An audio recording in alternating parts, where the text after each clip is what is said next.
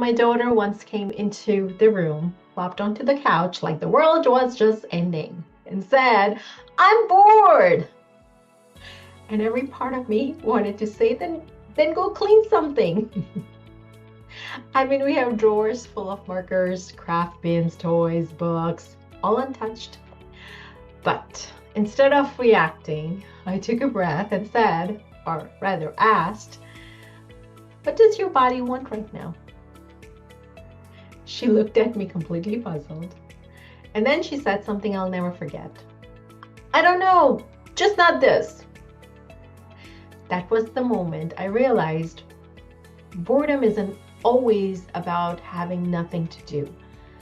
It's often a clue, a signal, a whisper from their inner world. If your child ever said, "I'm bored," and it made you want to roll your eyes, hit that like button. You are not alone. And if this is your first time here, I'm Jahanvi, parenting coach and emotional intelligence educator. I make weekly videos to help you parent with more calm, clarity, and connection, and a lot of more confidence. Subscribe and join us. In today's video, I want to shift how you see boredom, not as something to fix or fear, but as something to understand. I'll show how "I'm bored" is often a coded message for emotional or sensory needs. We will unpack what's happening in your child's nervous system when they say those words.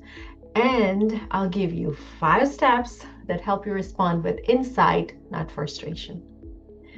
And no, you don't have to become your child's full-time cruise director.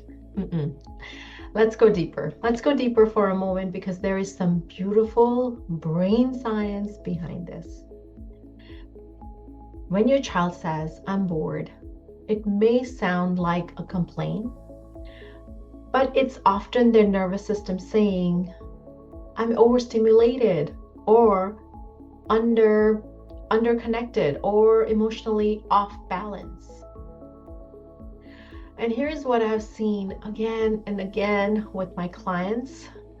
A child plays Minecraft for 3 hours, then walks out of the room saying, "Yep, I'm bored." And the parent says, "You're just playing for 3 hours." But their brain is actually craving regulation. After constant input, it doesn't know what to do with quiet. Stillness feels empty. Not because there is nothing to do, but because there is something emotional rising in the silence. One of my private clients told me her son would always complain of boredom after long play dates. We realized it wasn't boredom. It was a crash. It was a crash after being socially overwhelmed. His "I'm bored" was really need to recalibrate, and I don't know how, mommy. Boredom, when you listen closely, is actually full of wisdom. It's a space where creativity, connection, and co-regulation can begin if we don't rush to fill it. Don't rush to fill it, guys. You're missing such a great opportunity here. So here's what you can do. Instead of defaulting to go clean your room or go play outside, try this My B.O.R.E.D framework, B.O.R.E.D framework. Yes, it's intentionally ironic. So B, breathe. As simple as that. B is for breathe. Pause your urge to fix it. Take a breathe. Before responding, your body sets the tone. Okay. O, observe. Ask, what just happened before this? A screen session, a social hangout, something that drained them. Observe what might be beneath, right?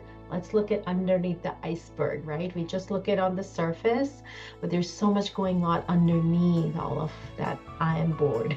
Okay. The next one, R, reconnect. Give them just 5 minutes, just 5 minutes of attuned attention, eye contact, sit with them. Want a hug? Want to show me something? Right? Even a few minutes can fill their nervous system with presence. E is for engage or embrace. Either invite them into a calming, sensory-rich task like water play, puzzles, drawings, right? Or embrace the boredom. Let them feel it. Let their own ideas arise. Say it's okay to be bored. Let's see what your brain comes up with. I'm sure they're going to come up with something amazing, creative. I know my kids always do, and I know my clients' kiddos do as well. One day, my kids came up to me with all that too familiar groan when we are at my parents' house. I am bored. I didn't have anything planned, right? I didn't have anything there. They didn't have any toys to play with, right? So I said, let's go outside. We literally just laid down flat on the grass and stared up at the sky. I asked, what do you see? And what followed was magic. My daughter said she saw a rainbow made of pillows.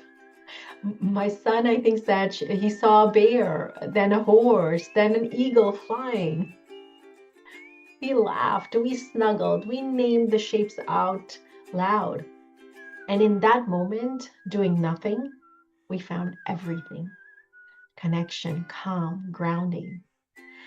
That moment didn't cost a dime or require any efforts, but it created a memory they still talk about.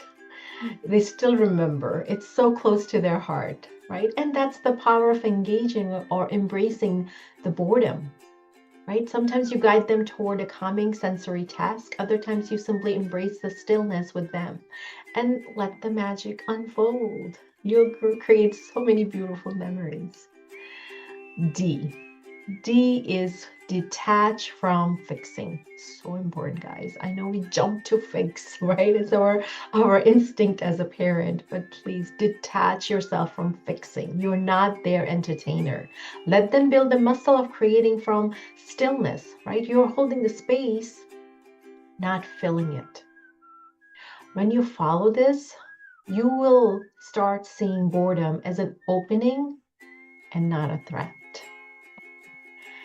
Here is the truth, parents. Boredom isn't bad. It's a doorway. And when you meet it with curiosity instead of control, or instead of fixing mode, it can lead to connection, independence, or even healing.